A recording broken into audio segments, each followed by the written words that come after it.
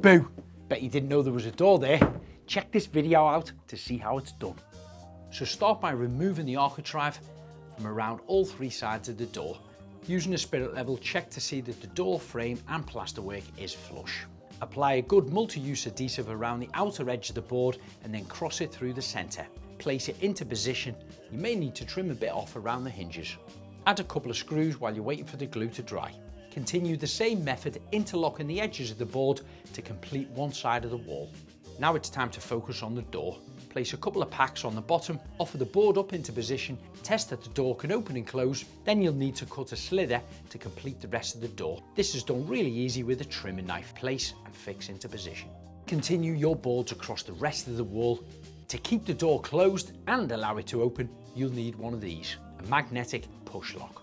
To see what else you can do with acoustic wall panels, check out our YouTube channel.